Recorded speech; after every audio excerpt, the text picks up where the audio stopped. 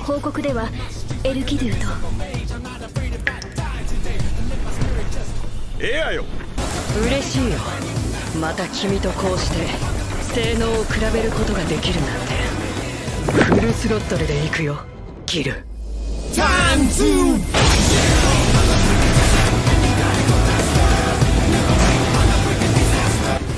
天地は分かれ、無は開闢をことほぐ。世界を裂くは我が怪力剣。人と共に歩む僕はゆえにエヌマエリ安堵したぞ。ひときわ懐かしい姿に面食らったが、わざわざ砂漠で俺を迎えるとは。俺への艦隊よりもとうとうお前は命の選別を行えるほど成長してしまったか。道具の僕がどうあるべきかはマスター次第さ。でもこの選択は僕の自己判断だからね。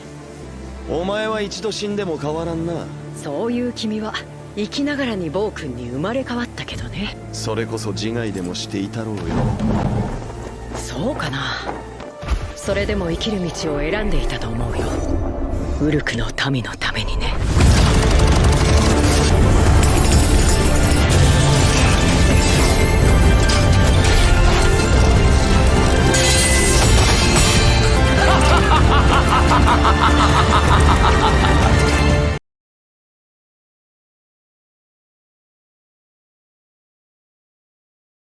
Halo semuanya.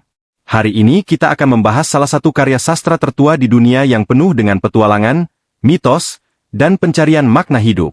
Ya, inilah epos Gilgamesh, kisah legendaris dari Mesopotamia yang lahir lebih dari 4000 tahun lalu. Banyak sejarawan menyebutnya sebagai kakek moyang dari semua epos. Yuk, kita telusuri kisahnya. Epos Gilgamesh berasal dari peradaban Mesopotamia kuno, tepatnya di kota Uruk yang kini berada di wilayah Irak modern. Kisah ini ditulis dalam bahasa Akkadia, menggunakan huruf paku di atas lempengan tanah liat. Naskah aslinya sendiri ditemukan kembali pada abad ke-19 di perpustakaan Raja Ashurbanipal di Niniwe. Para arkeolog menemukan belasan tablet tanah liat yang berisi kisah panjang tentang seorang raja bernama Gilgamesh. Uniknya, banyak bagian dari kisah ini mirip dengan cerita-cerita dalam kitab suci maupun mitologi lain, terutama kisah banjir besar yang sangat mirip dengan cerita Nabi Nuh atau kisah banjir dalam mitologi lain. Hal ini membuat epos Gilgamesh bukan hanya karya sastra, tapi juga sumber sejarah tentang cara orang Mesopotamia memandang dunia dan kehidupan. Menurut kisah, Gilgamesh adalah raja kota Uruk sekitar tahun 2700 SM. Ia digambarkan sebagai sosok yang luar biasa kuat, 2/3 dewa, 1/3 manusia. Walau hebat, Gilgamesh digambarkan sebagai raja yang arogan, sering menindas rakyatnya, dan merasa dirinya paling berkuasa. Melihat hal ini, para dewa menciptakan seorang sahabat sekaligus penantang bagi Gilgamesh, Enkidu, manusia liar yang awalnya hidup bersama binatang di hutan. Pertemuan Gilgamesh dan Enkidu menjadi titik balik penting dalam cerita ini, karena dari sana lahirlah persahabatan yang sangat kuat. Setelah bertarung sengit, Gilgamesh dan Enkidu akhirnya menjadi sahabat karib. Mereka pun memulai berbagai petualangan epik. Salah satu yang terkenal adalah ekspedisi mereka melawan monster raksasa bernama Humbaba, penjaga hutan cedar yang suci. Dengan keberanian, mereka berhasil mengalahkan Humbaba, meskipun tindakan ini membuat para dewa murka. Petualangan lain yang tak kalah dramatis adalah ketika Dewi Ishtar jatuh cinta pada Gilgamesh. Namun Gilgamesh menolaknya mentah-mentah, karena tahu betapa berbahayanya mencintai sang dewi. Tersinggung, Ishtar lalu mengirim banteng langit untuk menghancurkan Uruk. Lagi-lagi Gilgamesh dan Enkidu berhasil mengalahkannya. Namun kemenangan itu membawa kutukan. Para dewa memutuskan bahwa Enkidu harus mati.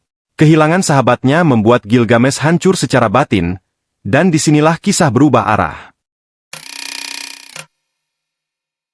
Kematian Enkidu membuat Gilgamesh menyadari kelemahan dirinya sebagai manusia. Kematian adalah sesuatu yang tak bisa ia hindari. Sejak saat itu, ia melakukan perjalanan panjang mencari cara untuk mendapatkan kehidupan abadi. Perjalanannya membawanya menemui Utnapishtim, satu-satunya manusia yang diberi keabadian oleh para dewa setelah selamat dari banjir besar. Kisah Utnapishtim tentang bahtera dan banjir maha dahsyat sangat mirip dengan kisah Nabi Nuh dalam tradisi Abrahamik. Namun pada akhirnya, Gilgamesh gagal mendapatkan kehidupan abadi. Meski begitu, ia pulang dengan kebijaksanaan baru, bahwa yang membuat manusia berarti bukanlah umur panjang, melainkan warisan yang ditinggalkan, karya, dan kenangan baik di hati orang lain. Jadi, itulah kisah singkat tentang epos Gilgamesh, karya sastra tertua yang masih bisa kita baca hingga hari ini. Sebuah cerita tentang manusia yang ingin melampaui kematian, tapi akhirnya belajar arti kehidupan. Kalau menurut kalian, apa bagian paling menarik dari epos Gilgamesh ini? Tulis pendapat kalian di kolom komentar ya. Jangan lupa like, share, dan subscribe biar kalian nggak ketinggalan pembahasan sejarah epik lainnya. Sampai jumpa di video berikutnya. Stay curious, stay legendary.